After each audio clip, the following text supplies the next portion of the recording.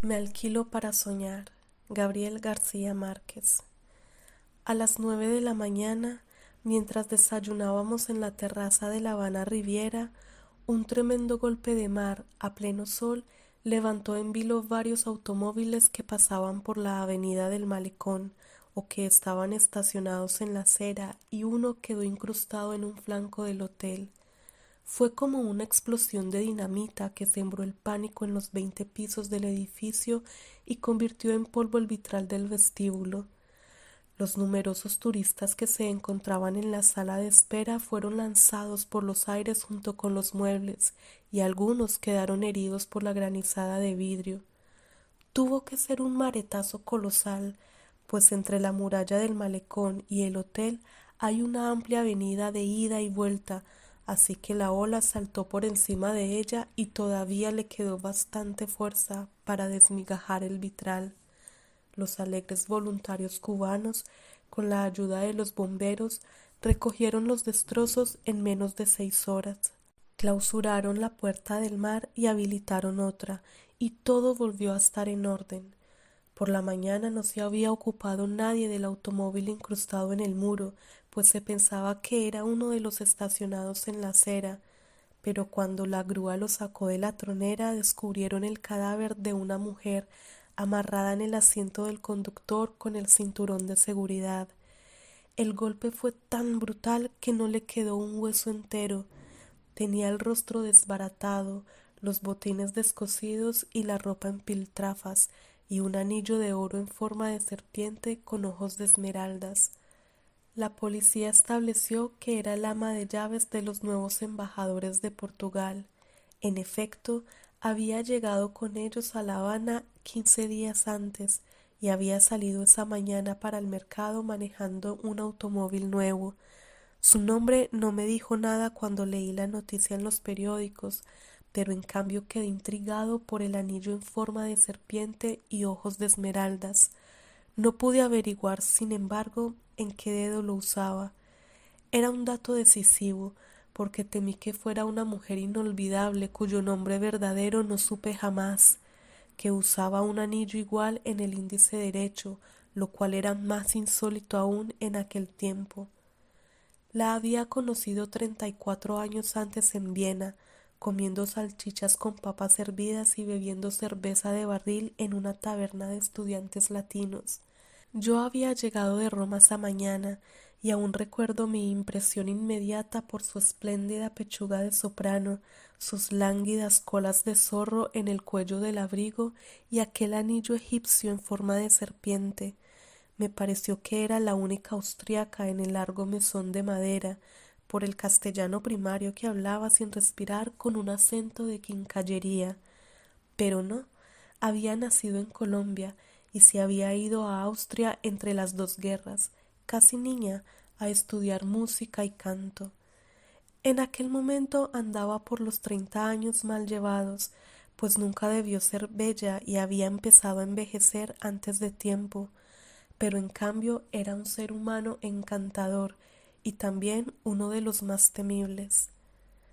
Viena era todavía una antigua ciudad imperial, cuya posición geográfica entre los dos mundos irreconciliables que dejó la Segunda Guerra había acabado de convertirla en un paraíso del mercado negro y el espionaje mundial. No hubiera podido imaginarme un ámbito más adecuado para aquella compatriota fugitiva que seguía comiendo en la taberna estudiantil de la esquina solo por fidelidad a su origen, pues tenía recursos de sobra para comprarla de contado con todos sus comensales dentro. Nunca dijo su verdadero nombre, pues siempre la conocimos con el trabalenguas germánico que le inventaron los estudiantes latinos de Viena, Frau Frida. Apenas me la habían presentado cuando incurrí en la impertinencia feliz de preguntarle cómo había hecho para implantarse de tal modo en aquel mundo tan distante y distinto de sus riscos de viento del Quindío, y ella me contestó con un golpe: me alquilo para soñar. En realidad era su único oficio. Había sido la tercera de los 11 hijos de un próspero tendero del antiguo Caldas, y desde que aprendió a hablar instauró en la casa la buena costumbre de contar los sueños en ayunas, que es la hora en que se conservan más puras sus virtudes premonitorias. A los 7 años soñó que uno de sus hermanos era arrastrado por un torrente. La madre, por pura superstición religiosa, le prohibió al niño lo que más le gustaba, que era bañarse en la quebrada, pero Frau Frida tenía ya un sistema propio de vaticinios. Lo que ese sueño significa, dijo, no es que se vaya a ahogar, sino que no debe comer dulces. La sola interpretación parecía una infamia, cuando era para un niño de 5 años que no podía vivir sin sus golosinas dominicales. La madre, ya convencida de las virtudes adivinatorias de la hija, hizo respetar la advertencia con mano dura, pero al primer descuido suyo el niño se atragantó con una canica de caramelo que se estaba comiendo a escondidas, y no fue posible salvarlo. Frau Frida no había pensado que aquella facultad pudiera ser un oficio, hasta que la vida la agarró por el cuello en los crueles inviernos de Viena. Entonces tocó para pedir empleo en la primera casa que le gustó para vivir, y cuando le preguntaron qué sabía hacer, ella solo dijo la verdad: sueño. Le bastó con una breve explicación a la dueña de casa para ser aceptada, con un sueldo apenas suficiente para los gastos menudos, pero con un buen cuarto y las 3 comidas, sobre todo el desayuno, que era el momento en que la familia se sentaba a conocer el destino inmediato de cada uno de sus miembros. El padre, que era un rentista refinado, la madre, una mujer alegre y apasionada de la música de cámara romántica, y 2 niños de 11 y 9 años. Todos eran religiosos y por lo mismo propensos a las supersticiones arcaicas, y recibieron encantados a Frau Frida con el único compromiso de descifrar el destino diario de la familia a través de los sueños. Lo hizo muy bien y por mucho tiempo, sobre todo en los años de guerra, cuando la realidad fue más siniestra que las pesadillas. Solo ella podía decidir a la hora del desayuno lo que cada quien debía hacer aquel día y cómo debía hacerlo, hasta que sus pronósticos terminaron por ser la única autoridad de la casa.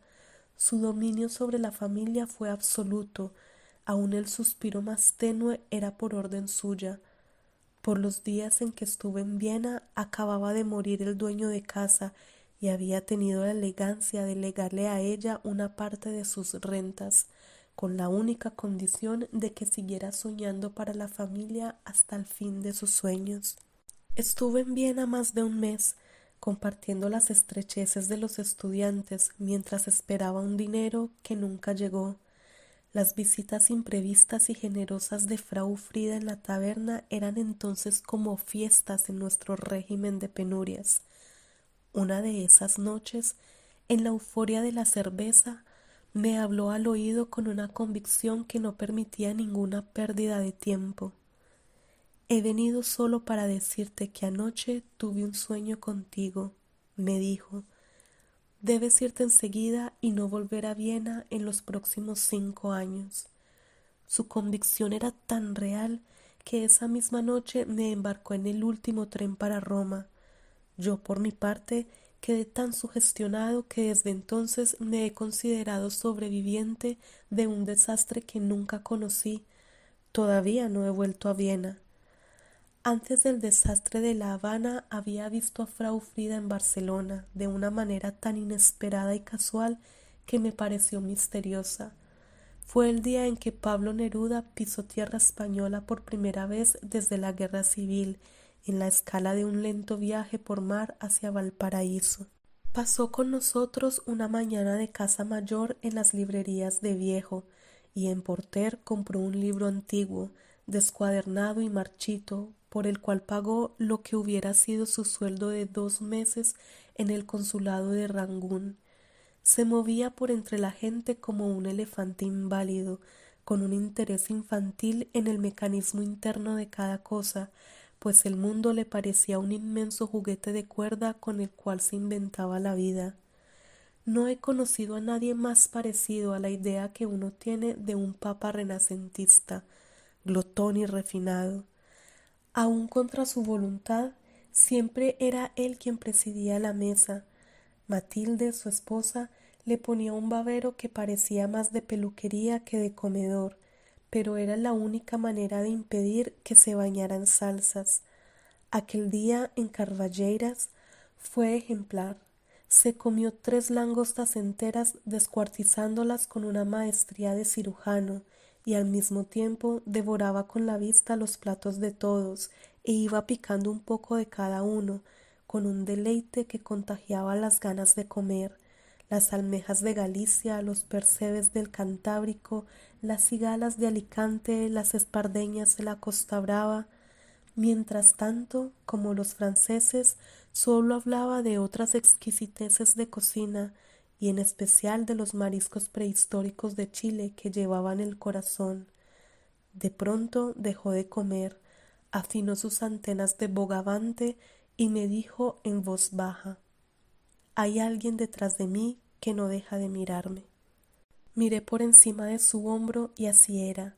A sus espaldas, 3 mesas más allá, una mujer impávida con un anticuado sombrero de fieltro y una bufanda morada masticaba despacio con los ojos fijos en él. La reconocí en el acto.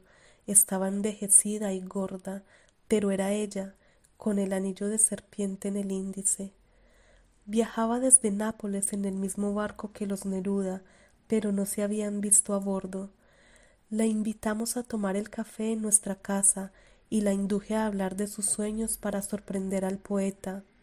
Él no le hizo caso, pues planteó desde el principio que no creía en adivinaciones de sueños. Solo la poesía es clarividente, dijo. Después del almuerzo, en el inevitable paseo por las Ramblas, me retrasé a propósito con Frau Frida para refrescar nuestros recuerdos sin oídos ajenos. Me contó que había vendido sus propiedades de Austria y que vivía retirada en Porto, Portugal, en una casa que describió como un castillo falso sobre una colina desde donde se veía todo el océano hasta las Américas. Aunque no lo dijera, en su conversación quedaba claro que de sueño en sueño había terminado por apoderarse de la fortuna de sus inefables patrones de Viena. No me sorprendió, sin embargo, porque siempre había pensado que sus sueños no eran más que una artimaña para vivir, y se lo dije. Ella soltó una carcajada irresistible. «Sigues tan atrevido como siempre», me dijo, y no dijo más, porque el resto del grupo se había detenido a esperar que Neruda acabara de hablar en jerga chilena con los loros de la Rambla de los Pájaros. Cuando reanudamos la charla, Frau Frida había cambiado el tema. «A propósito», me dijo, «ya puedes volver a Viena». Solo entonces caí en la cuenta de que habían transcurrido 13 años desde que nos conocimos. «Aun si tus sueños son falsos, jamás volveré», le dije, por si acaso. A las 3 nos separamos de ella para acompañar a Neruda a su siesta sagrada. La hizo en nuestra casa, después de unos preparativos solemnes que de algún modo recordaban la ceremonia del té en el Japón. Había que abrir unas ventanas y cerrar otras para que hubiera el grado de calor exacto y una cierta clase de luz en cierta dirección, y un silencio absoluto. Neruda se durmió al instante y despertó 10 minutos después como los niños, cuando menos pensábamos. Apareció en la sala restaurado y con el monograma de la almohada impreso en la mejilla. «Soñé con esa mujer que sueña», dijo. Matilde quiso que le contara el sueño. «Soñé que ella estaba soñando conmigo», dijo él. «Eso es de Borges», le dije. Él me miró desencantado. «¿Ya está escrito?» «Si no está escrito, se va a escribir alguna vez», le dije. «Será uno de sus laberintos». Tan pronto como subió a bordo, a las 6 de la tarde, Neruda se despidió de nosotros, se sentó en una mesa apartada y empezó a escribir versos fluidos con la pluma de tinta verde con que dibujaba flores y peces y pájaros en las dedicatorias de sus libros. A la primera advertencia del buque buscamos a Frau Frida y al final la encontramos en la cubierta de turistas cuando ya nos íbamos sin despedirnos. También ella acababa de despertar de la siesta. Soñé con el poeta, nos dijo. Asombrado, le pedí que me contara el sueño. Soñé que él estaba soñando conmigo, dijo, y mi cara de asombro la confundió. ¿Qué quieres? A veces, entre tantos sueños, se nos cuela uno que no tiene nada que ver con la vida real. No volví a verla ni a preguntarme por ella hasta que supe del anillo en forma de culebra de la mujer que murió en el naufragio del Hotel Riviera, así que no resistí la tentación de hacerle preguntas al embajador portugués cuando coincidimos, meses después, en una recepción diplomática. El embajador me habló de ella con un gran entusiasmo y una enorme admiración. No se imagina lo extraordinaria que era, me dijo. Usted no habría resistido la tentación de escribir un cuento sobre ella. Y prosiguió en el mismo tono, con detalles sorprendentes, pero sin ninguna pista que me permitiera una conclusión final.